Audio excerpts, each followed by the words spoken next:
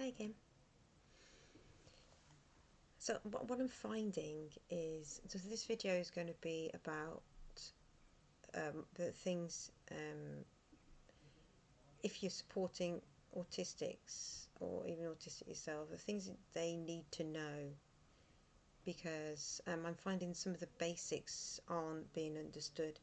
If you haven't got our brain, then you're probably going to miss some quite important things. So I just wanted to list a few of them. I'm not going to list them all here now because everything I do is instant, it's on the hop. I don't write these things down because I find that a little bit too distressing. And also, I really like organic conversation. I don't like premeditated really very much. Probably better, I know, but I like things to be natural and real. I don't like all the flashy stuff going on. So the things that are really important, I think, not for everybody. Like I say, about everything, everybody's different, so it's not going to be the same, is it? But this is my experience.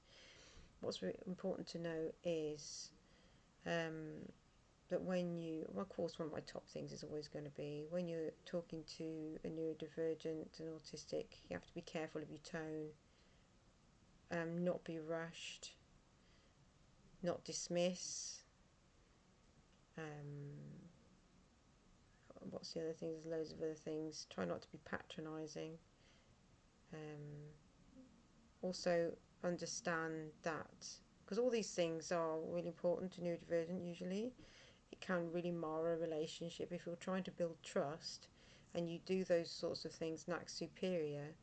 Or another thing as well is what we don't like is, which we get gaslit by, is when somebody tells us something's not happening when it is. So say you've gone into work or somewhere you work when you're divergent and you're in a bad mood that day, um, and they can see it and feel it and everything, because what's not recognised is that we are, some of us anyway, all the people I talk to are hypersensitive to those sorts of things around them.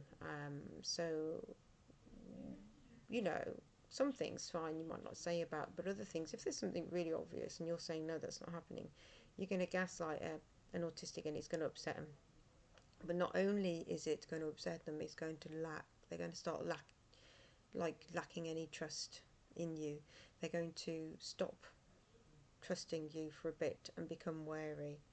Um, and that can really affect a relationship for a neurodivergent, because with our foundation is quite often built on trust and honesty. So it's kind of crucial not to do that gaslighting thing, because there's things that we notice that you might not notice. I was gaslit the whole of my childhood, adulthood, um, and it does have long lasting effects, that sort of thing. And then it becomes a trigger in a neurodivergent. So it's really important to be honest. Say, okay, yeah, I'm not having the best day, but not in a way that kind of like makes them feel bad, because that's another thing. See, there's a few steps.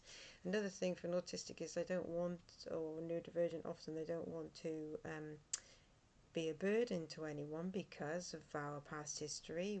People have acted like we're a burden, and that's really upset us, because how we react about things has been criticised and put down. So then we feel like we're a burden to them. So there's special ways you can do that, and I do that when I support people. I'm honest and say, yeah, I'm tired, but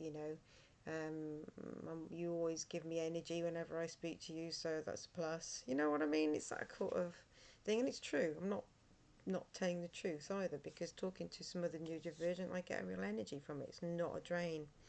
So there is that. Other things as well, really important. Things that aren't going to make sense to you, if you will make sense to a neurodivergent. Say, like, some don't like windows. I was recently talking to someone who wasn't it wasn't neurodivergent, and was looking after a neurodivergent who was having terrible meltdowns. But the thing is, I said, what have you looked at? What are the triggers for that. Have you looked at what is affecting them? And I found out from that neurodivergent that they were hot all the time and there wasn't access to get cool. There was a lot of noise and a TV whirring all the time, and it was all sensory triggers. And then what I found with the person caring for the neurodivergent was that they said that, oh, we've tried this and that, and they've upset a lot of other people. And I thought, oh gosh, because that neurodivergent isn't going to be meaning to do those things, but when we are triggered and upset, there will be red. We won't see anything else. So and if those needs aren't being met, that will happen. It's not her being, because the way the lady was talking to me was like she was a bit spoiled and causing problems for the people, and that's not going to help heal this person or build trust. And okay, it's not nice for the people around them, but then maybe that person shouldn't be around other people until they've, not as a punishment, but as a way to help them regulate, because obviously she's not regulating her emotions and she's not being listened to, so then that's going to create a lot of anger, isn't it? And distress. So there's some very simple steps that can be done to support someone like that, but also so important not to create guilt, because that is just going to burden that person, you know, really shouldn't do that. So it's so damaging that I don't think people realise how damaging that is.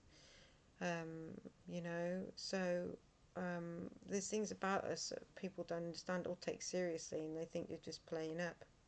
Another problem I heard as well was this person had a problem with the bright lights, and somebody said, "Oh, you're not the only autistic here," and that was unfair because not all autistics are the same. So that person didn't understand that they were saying that all of us autistics are the same and we're all affected by bright light. Not everybody is, and that was also making her request tiny and minimal, and not saying, okay, right, okay, let's see what we can do about the lights. There's no understanding or support there or kindness.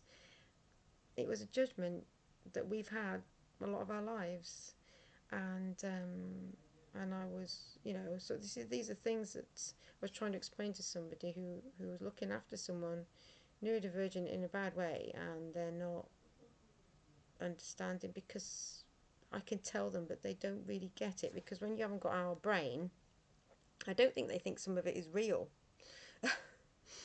And that's the difficulty, of being supported by people who don't have the same brain, because they will, if you haven't had those experiences, they're not going to think they exist sometimes.